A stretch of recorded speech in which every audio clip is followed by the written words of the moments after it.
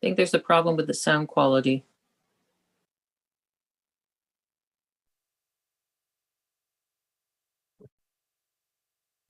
Testing 1, 2, 3. 1, 2, 3.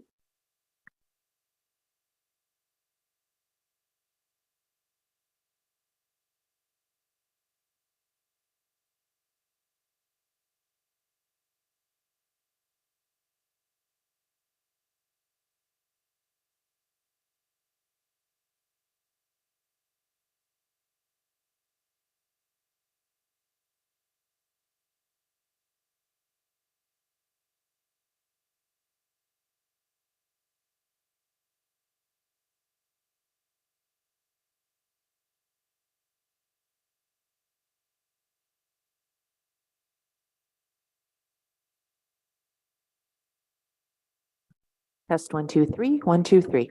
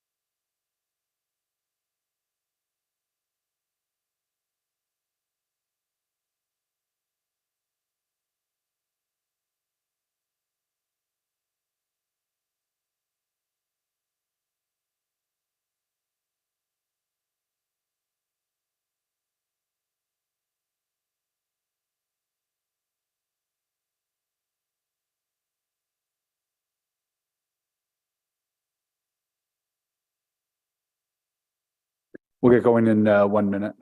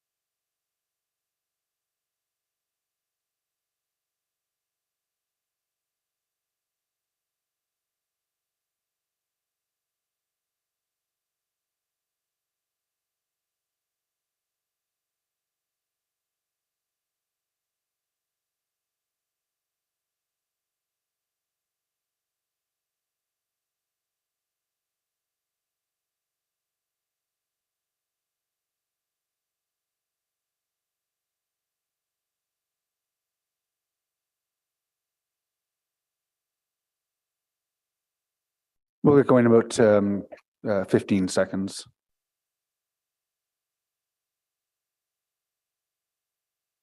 We're going to get underway in about 12 seconds.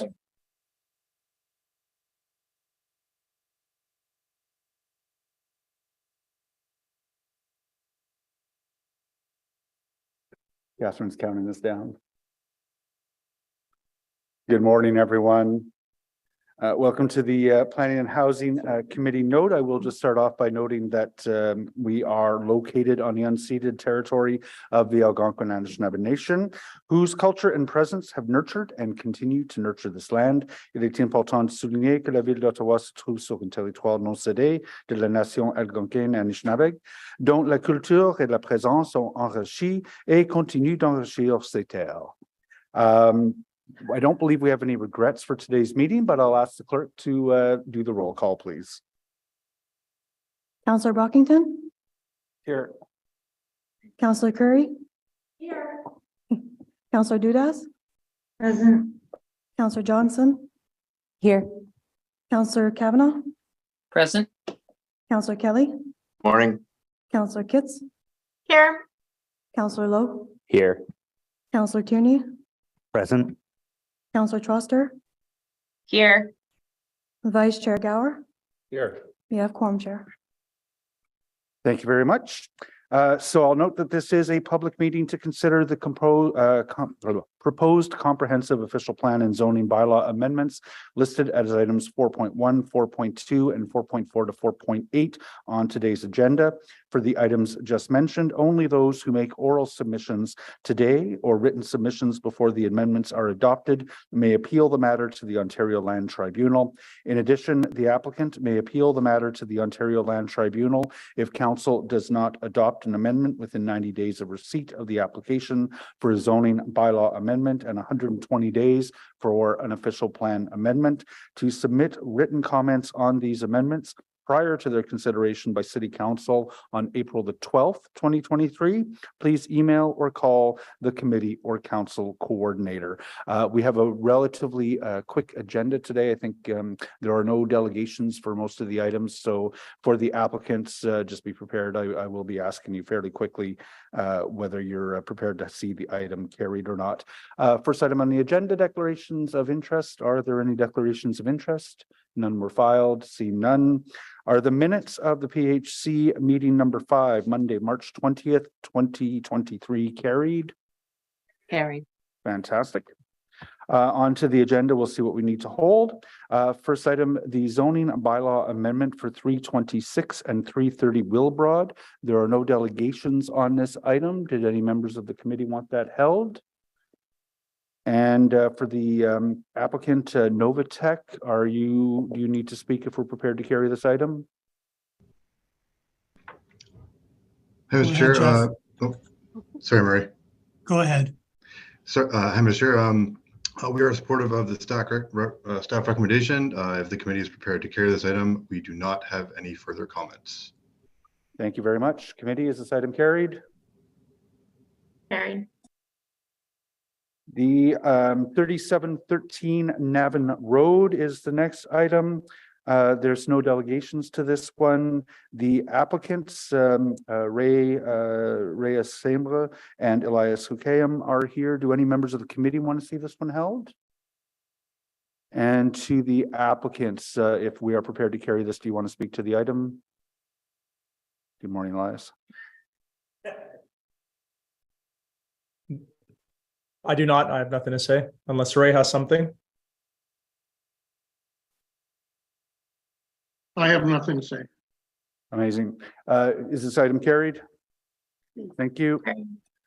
We are going to hold, there's a delegation, I believe, from the Hintonburg Community Association on the right-of-way patio bylaw update, new urban design guidelines for commercial patios. And there is also a staff presentation if we need. I think many people have seen that at the Transportation Committee. Next item on the agenda is the zoning bylaw amendment for 375 Famille Laporte in Orleans. There are no delegations on this item. Did any members of the committee want to see this held? Do we have the owner and planning consultant Ben and David are here. If the committee is prepared to carry this, do you want to speak to it? Not unless committee wants any questions answered or whatnot. We're fine. Thank you. Thank you. Is this item carried? Carried. Thank you. Carried. The item Thank on you. 366 Winona Avenue, Councillor Johnson has asked that this one be held. The item at 2140 Baseline Road, there are no delegations on this item. Evan Saunders and Matt McGilliot from FOTEN are here to speak if required. Do members of the committee wish to have this one held? No. Evan or Matt at FOTEN, if the committee is prepared to carry this item, did you still wish to speak to it? No, Chair. Thank you very much. Members of the committee, is this item carried? Carried. You. The item at 1050 Klondike Road in Canada North, there are no delegations on the item. We do have Deborah Belfi as the planning consultant on the file, prepared to speak to it. Members of the committee, do you wish to hold this item? I don't see that. Deborah Belfi, if the committee is prepared to carry this item, do you still wish to speak to it?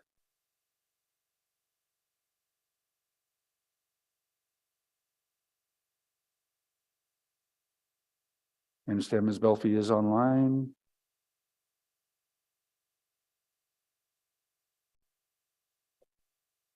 Hello, can you hear me now?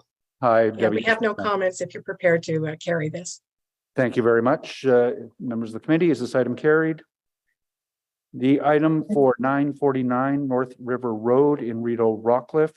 There are no delegations who wish to speak to the item. Nathan Petrosyan with FOTEN as well as various other team members are here to speak to the item if need be.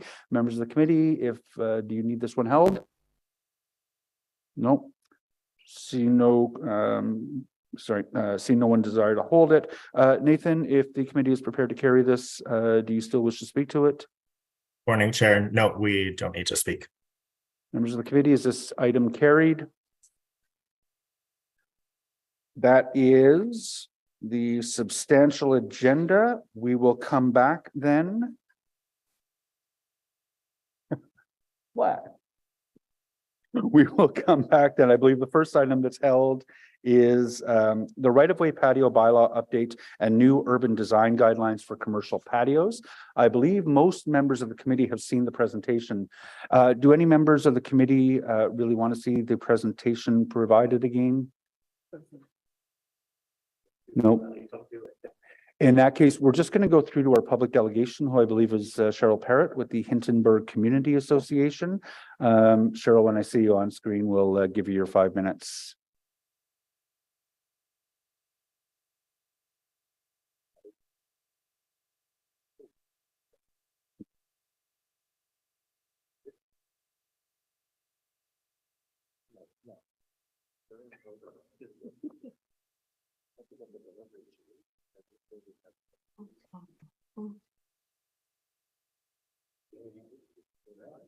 Good morning, everyone. Well, that's the fastest meeting ever, I must say. So we do support the addition of patios along traditional main streets. We've got about 15 patios or cafe table areas, and they really do enhance and animate the street. But we have one issue in particular, and anyone from Transportation Committee will have seen most of this, but I'm back here for a specific reason related to zoning. So if you could bring up slide 2, please. Regular education and reminders are important to keep the clear pedestrian path to at least 1.8 meters, which is what you have on the left. So when you get those A-frames creeping out into the pedestrian path and bikes and dogs and everything attached to the street furniture, it really does narrow that pathway. So 2 meters is a more appropriate clearway. Next slide, please. So the suggested design guidelines, we do agree with that it should be an unobstructed path of at least 2 meters, but it does say that the path should be as straight as possible for easy navigation. And the reason that I'm back is that in the new zoning bylaw discussion papers, the planning department's concerns about ableism and assuming that able bodies are the default, which can create barriers for those experiencing disabilities. And the city has an important role to play in building a city that gives people dignified and practical options.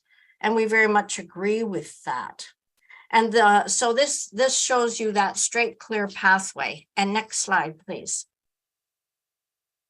Same location, but no longer the straight path. So pedestrians have to walk out of their way into the pedestrian crosswalk waiting area, which is sloped. Half of the surface has a tactile walking surface indicator that orients you to the wrong direction. And there's lots of street furniture and infrastructure. Next slide. Then you have to turn another 90 degrees to get back on that straight path. And you can see that it is a bit sloped there. Next slide.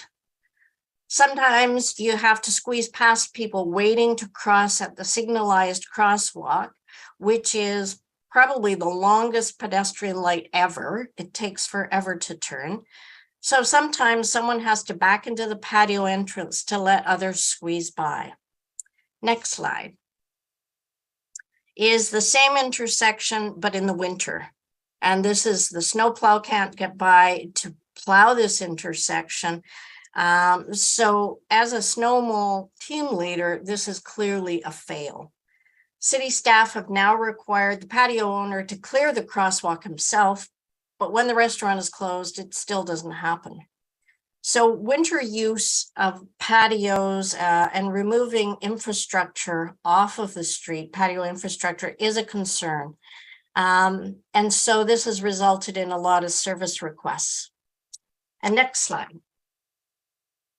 Those A-frames just keep creeping out. So constant reminders are really important so that people can actually get by on the sidewalk. So we submit that this particular example is an example of ableism, and it's an accessibility and safety issue for those with low or impaired vision and some mobility issues. The patio is very close to a seniors building where one expects there may be a certain number of people with vision and mobility issues. And in fact, last summer, there was someone who had very low vision who was able to maneuver around it, but extremely slowly. And next slide, please. So this is what we'd asked before is before you authorize patios, please conduct site visits because clearly infrastructure is not always indicated on the application form correctly. And finding solutions afterwards is a lot more work and much more difficult. So please bring an equity lens to these guidelines and yearly approvals. And we're happy to continue to work with right-of-way staff to ensure that the patios enhance the community, but that they also work for everyone for safety and accessibility. And putting pedestrians at risk to accommodate patios that really don't fit a location is an issue. Thank you. Thank you very much, Cheryl. And I saw these photos at the Transportation Committee as well, and obviously a critically important issue. Does anyone have any questions for Cheryl? And then I'm going to ask staff to reply. Great. Thank you very much, Mr. Chair. And Cheryl, thank you for that presentation. As Chair of Transportation, I see my Vice Chair Kit's on here as well. We have made note of what you've brought up. It is a concern for sure, and staff are making note of it as well, just so that you have some assurance that your presentations at these as a delegation isn't just something that we're breezing through. We actually take notice of. So thank you for that. Thank you. Thank you very much, Chair Tierney. For staff, I know I saw these photos and there's often there's been a lot of correspondence around with this one. Can you give this committee some reassurance that these sort of situations are going to be well managed if we approve these design guidelines? Thank you, Chair Leeper. Yes, we can certainly work directly with the Hintonburg Community Association to resolve their issues. And we're optimistic that the guidelines are a really critical step in terms of working with the community, working with the public, working with council and business operators to clearly identify what those requirements are, such as the 2-meter clearway. So we think that this guideline is a really critical document to get everybody on the same page. And in addition to that, in this instance, we'll be doing a walkabout this spring. CNIB will be involved as well. So we're going to make sure that this issue, which has been flagged, is properly addressed both for summer and winter. So I understand the winter constraints as well. Yeah, I think I saw that come across my desk this morning. So I'm pleased to see that you're taking it seriously. Cheryl has asked that staff make a site visit prior to authorizing patios. So outside the context of this particular one, which obviously has created a lot of discussion, is that something that you will do, is visit the sites to see what the context specific constraints might be before approving patios? Through you, Chair, it is a challenge given the volume. So we have approximately 170 permits annually. A lot of them are returning permit holders. So we are aware of the locations where we have issues, and we work with those sites specifically, and we'll go out in advance and work with them. Also, we go post if there is an issue, but if there's a new patio proposed, we certainly can look at various options. If there is missing information related to utilities, we certainly can do that for some of our new patios. There's also a circulation process. So I think that's a really important mechanism, both for the communities. So the community and members of council will be circulated for new patios, right-of-way patios within their ward. So it's an opportunity for people to identify if there's anything that we may not be able to know about on the ground that we could address in advance of issuance of a permit. Will that circulation be done pre or post approval? Because ideally we'd, as councillors, we'd receive notice that a patio has been applied for so that we can speak with staff if we want to make sure that you're aware of certain constraints. Yes, Chair, that would be pre-approval. Okay, fantastic. Are there any other questions for staff? Councillor Curry? What I was on.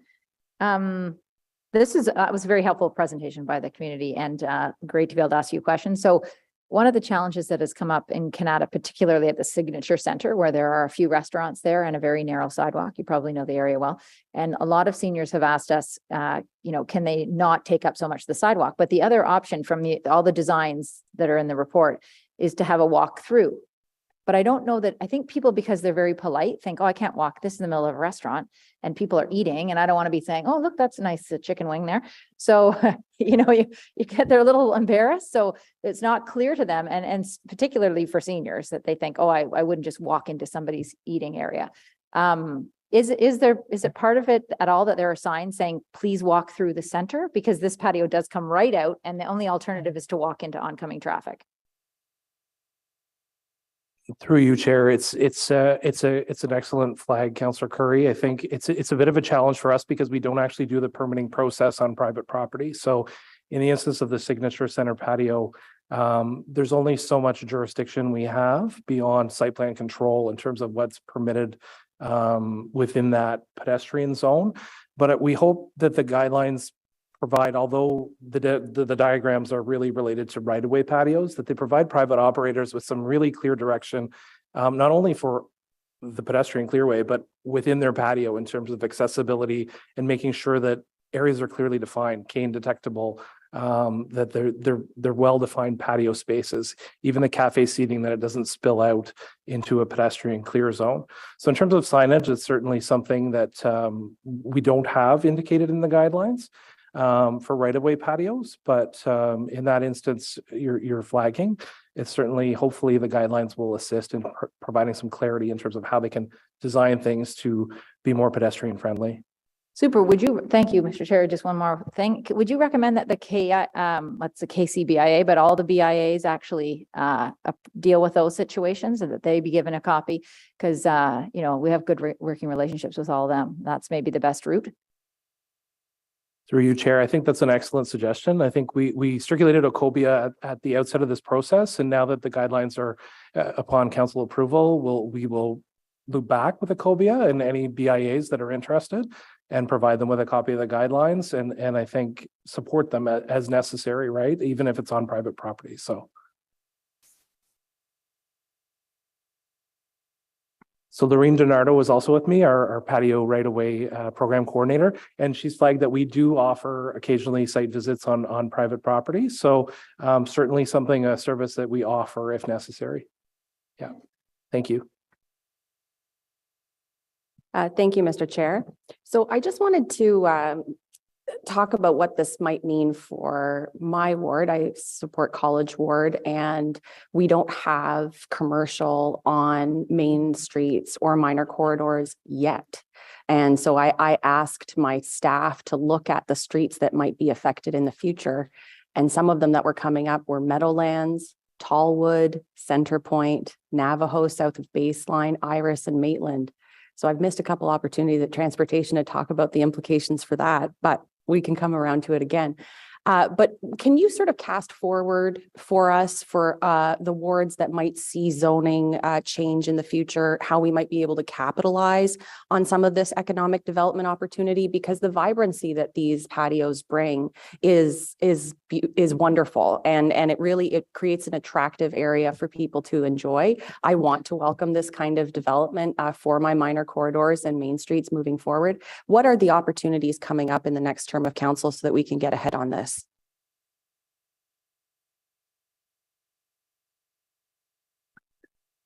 Through you, Chair Leeper. That's an excellent comment, Councillor Johnson, and I think it's something that our group, so the Public Realm and Urban Design Group, looks at every planning application citywide, and we look for opportunities to create public realm and meaningful public realm. And if there's an opportunity for patio space as part of that public realm creation, we definitely talk about that early in the process. So I think it's an excellent flag for our team to be looking out for opportunities on some of these minor corridors citywide in more suburban locations that are evolving to provide public realm, beyond just a park. So it's definitely an excellent flag and something we try to get in at the ground floor and make sure that there's opportunity for public realm that can be animated.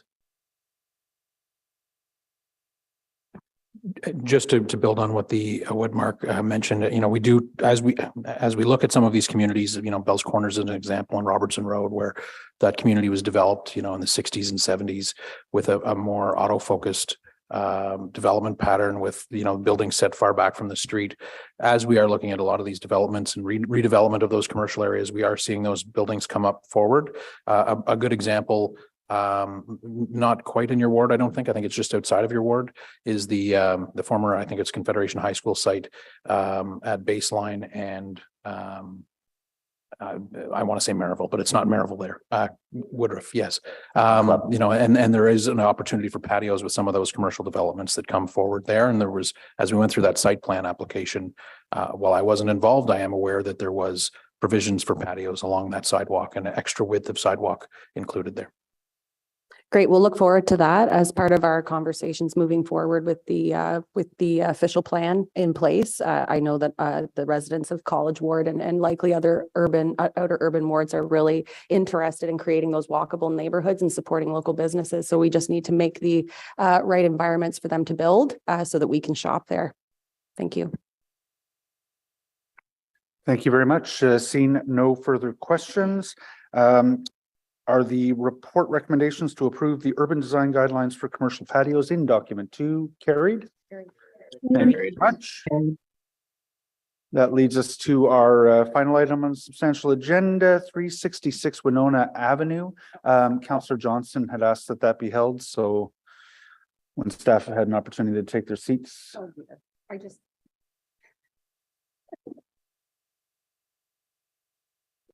Thanks. Everybody's got to move around and everything. Let me just find my questions so they don't end up lost. Hello, Masha Vakula, planner, file lead on file. I'm present online. Thanks, Masha. Hi, Masha. Nice to meet you. And thank you, Mr. Chair, for the indulgence. So I had exchanged some notes with Masha yesterday, but I was hoping that we would be able to create a teachable moment for me about the stormwater management plan for Winona, because I think that, again, as we're welcoming density into some of the other neighborhoods, stormwater management, like you don't have to look too far today to think about a storm, is becoming increasingly a concern. And I guess what came up for me in reviewing the engineer reports was this idea that and I just don't understand it. So this is why I'm making sure it's all about me right now. So the maximum post-development release rate during the 100-year event was calculated to be equal to the maximum allowable. So just within that sentence, as a layperson, when something is equal to the maximum allowable and with no wiggle room, that makes me think that it's at a threshold that ends up being of concern. So can someone help me to understand when something is equal to a maximum allowable, that there actually is a threshold for error where we get to make sure that we don't create situations like, I know the area that this development is coming into, it's at the bottom of Churchill. they already have a great deal, or they have had some issues with pooling and then freezing, which creates sort of ice rinks. And so I wonder what that means, this equal to the maximum allowable. And you did send me back the way that it's mitigated, which is that an inlet control device is proposed to control the release, but that's not actually what I'm thinking about. I'm thinking about what does it mean when something is equal to a threshold? Is that good enough for us when it comes to stormwater management? That's my question. So through you, Mr. Chair, thank you for your question. It meets our standards, and the water management report demonstrates that the applicant is providing the water management on site, and because the application was prior had a site plan control application, also not only the zoning bylaw amendment application, we had the chance to review this stormwater management capacities and quantity control, and the application also will be on agenda for April 19 Committee of Adjustment hearing, sorry, and during that time it will be also reviewed, and if the conditions will be needed, they will be imposed. Okay, thank you. I hope this answers your question, but in a nutshell, it's meeting our standards at the time of the review. Okay, thank you very much, Masha. And I just realized, or I was reminded, that the applicant is also available to speak to this one. Murray, is that you? Thank you, Mr. Chair. I don't think we have anything to add to the comments you've been provided by staff. Thank you. All right, seeing no further questions from committee members, is this item carried? Carried. Thank you very much. Let me make my way to the back of the agenda.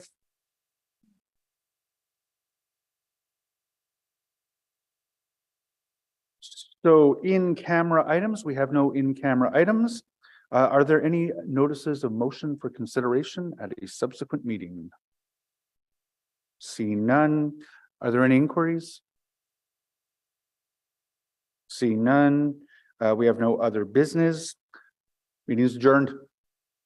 Thank you.